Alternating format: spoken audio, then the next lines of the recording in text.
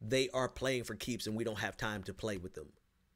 Conservatives are playing for keeps, and we do not have time to play with them. This tax bill, they're going to make corporate tax rates, I think 20% down from 35% permanently. And the individual tax rate that they're cutting, they're going to make them permanent for 10 years. 10 years, right? Through budget reconciliation, it means there's no changes can be made to this for 10 years. And 5 of those years, taxes go up on the middle class. Literally, the taxes will go up on the middle class. This is no hyperbole. If you make less than $75,000 a year, your taxes will go up, while the taxes for billionaires will go down. They are playing for keeps right now. And I don't like to call Donald Trump a distraction, because some of the stuff that he's doing is very, very, very dangerous. But Republicans like Paul Ryan, he's focused like a laser. And I would love to talk with him.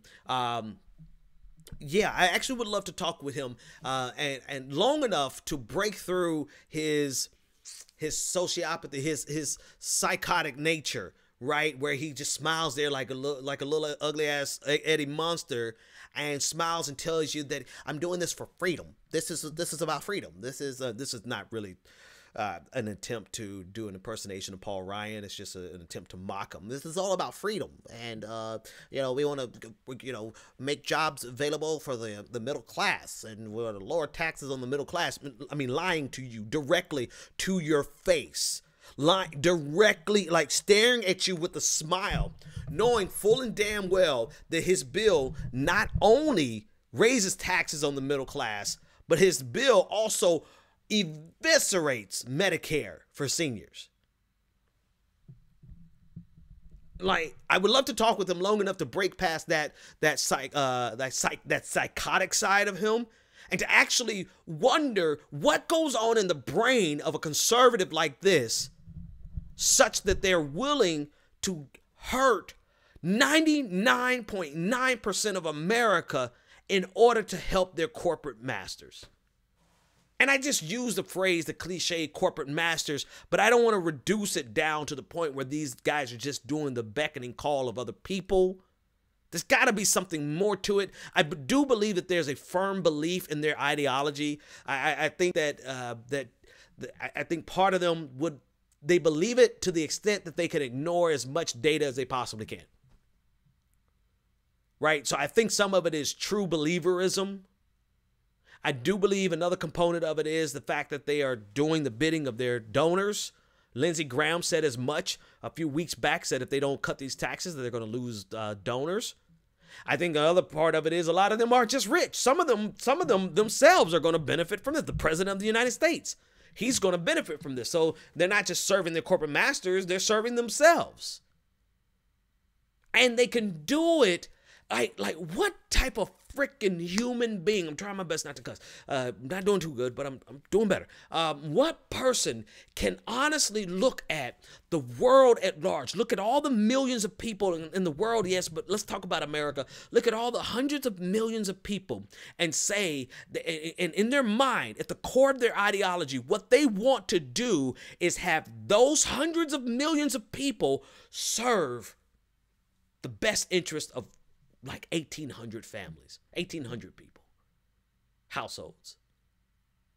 Like who honestly, at their core, I mean, an entire segment of America, right? This is not a facetious question. There's literally an entire voting bloc, and half of the electorate, the voting electorate, really believes that it is in the best interest of society that they create a system that has the majority, the overwhelming majority of Americans at the serving, beckoning call of the richest in America.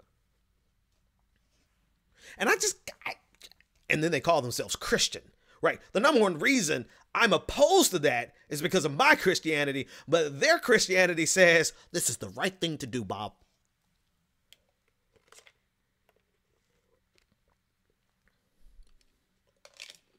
I gotta get some more of that water. That water is good.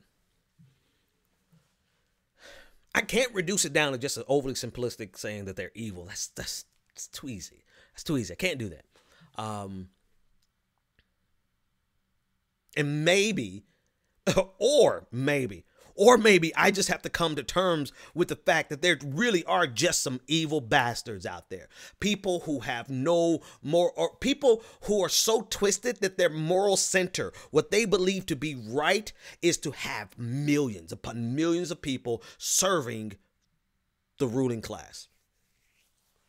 Maybe I just need to come to grips with that. Maybe I'm too forgiving and I'm like, maybe it's too much. Maybe I got too much Jesus in me to honestly believe that people are really like the villains, the long mustache wielding, twisting. I'm sorry for the radio audience. I'm twisting an imaginary beard, right? Twisting their mustache type cartoon villain, Disney villain that's evil just for the sake of being evil. Maybe I need to come to terms with the fact that that's a possibility. Especially when it's about money, especially when it's about being able to keep as much wealth as they possibly can without paying anything back into society from which they derive the wealth. It's like, I use this quite often, but I think I have to use it more. It's like going to dinner with people and somebody runs up. They literally eat everything and leave you with a piece of crumb, with a cracker and water. And then they get up, say thanks, and they leave. And stick you with the bill.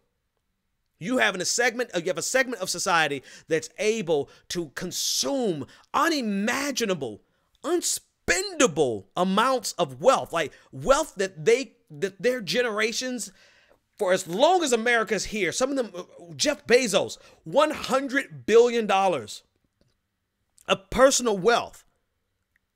He nor his great-great-great-great-great-great-grandchildren will ever be able to spend that unless they try to build a colony on Mars or something, and, something that costs an obscene amount of money. But just in terms of normal survival, and not even survival, but just a luxurious lifestyle, they'll never be able to spend that. And yet you have people, those are the people who sit at the table with you and they consume all of this wealth, right? They take all this wealth to themselves and they don't want to pay anything back into society from which they derive that wealth. Like Jeff Bezos is nothing without you and me. Nothing. Oh my God, if the people would ever realize the power of the masses. Oh my goodness. And this is why you absolutely have people like the Koch brothers buying up Time magazine. I'm not going to go into a whole lot of particular details. They put $650 million into an offer from Meredith Group worth $2.8 billion, an offer to Time Incorporated to purchase Time. But ultimately underneath it though is a continuation of this consolidation of media. Why? Why is Sinclair Group out there gobbling up as many stations that they can? Because they can never let the forces that led to something like the Great Deal ever be in place again. Ever. Because if the people would realize, I swear to God, man, I swear to goodness, I was ready to go full Fidel Castro this weekend at my brother-in-law's house for Thanksgiving. One of his neighbors was going to work at Walmart because she had 60-year-old woman couldn't have dinner with her family because she had to go to work at Walmart. Not because she chose to, not because she elected to or volunteered to, but she was required to. And you know what? They didn't even pay her time and a half. And you're talking to more people. None of them got paid time and a half. This is the society that they want. And they can't allow, what do you think they're doing with what do you think the FCC is doing with net neutrality? They're playing on they're active on every single avenue that could create voices that would challenge them, that would challenge this monopolistic capitalistic system that gives the ability for a handful of people to control the entire destinies of hundreds of millions of other people. And the only thing they really want you to talk about, hell, even YouTube. You're watching me on YouTube. YouTube is in on this. They will only monetize cat videos.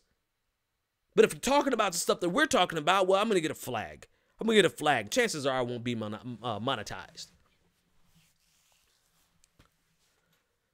on every avenue where we could organize, where we could educate, where we could mobilize the people and disseminate information, conservatives. And hang on, before I punch left, let me finish punching right. Conservatives are doing everything they possibly can do, all hands on deck, to make sure that not only do they undo the New Deal, but the forces that actually created the demand, that necessitated FDR do something, or else there would have been a full-on proletariat revolution. They want to make sure that those forces are never there ever again. And what do? To push back against the proletariat revolution? Well, they got a militarized police force in every single goddamn city across this country.